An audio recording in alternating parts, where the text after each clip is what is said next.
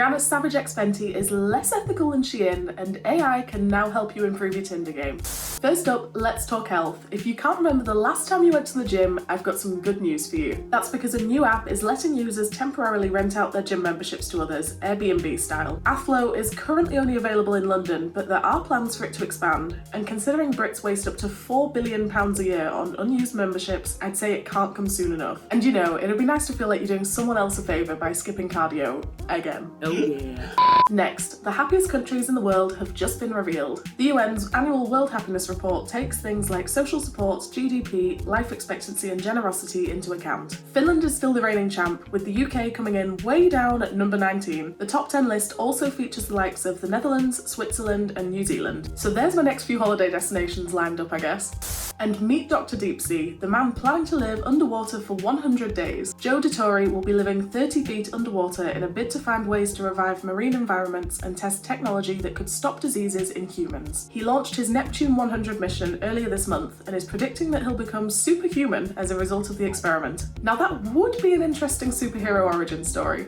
It's also been a busy few weeks in the fashion world as Rihanna's Savage X Fenty has scored lower than Shein in ethical practices. It landed itself among the lowest ranking companies on Remake's latest fashion accountability reports, scoring just 4 points out of a possible 150 due to a lack of transparency and accountability as well as no clear environmental targets. That being said, Riri's charity, the Clara Lionel Foundation, did just commit $15 million to organisations on the front lines of climate justice. So hopefully she channels some of that energy into Savage X Fenty too. I'd like to think so.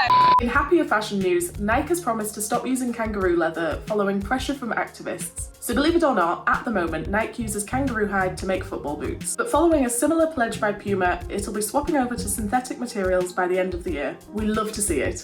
Okay, let's talk about careers for a second, because robots could be the key to well-being at work, but only if they look a certain way. So a recent study saw two robots, Misty and QT, turn into workplace well-being coaches. They both had the same voices, facial expressions and responses, but while Misty just looked like a toy, QT kinda resembled a child. Unsurprisingly, people preferred talking to Misty as it looked simpler, meaning they had lower expectations of its capabilities. But let us know, would you spill your guts to a robot?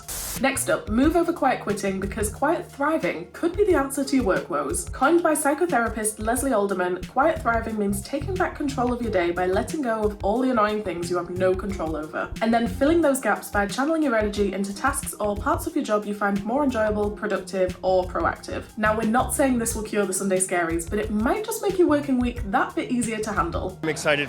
Onto relationships now, because AI is here to help you up your Tinder game. That's right, ChatGPT can now create everything from opening lines and thoughtful replies to a totally new and confident dating persona. In fact, it's so good that some singles have said their AI wingman helped them bag a date in less than an hour. It's still all down to you to fill any awkward silences on the actual date though. And finally, would you block your ex if the government told you to? The New Zealand government is telling teenagers to block their exes on social media to help them get over breakups. It sounds a little bit wild, but it's actually part of a national campaign aiming to promote positive relationships and normalise young people asking for help without causing harm to themselves or others. Anyway, that's it for today. See you next time for more bits for your brain.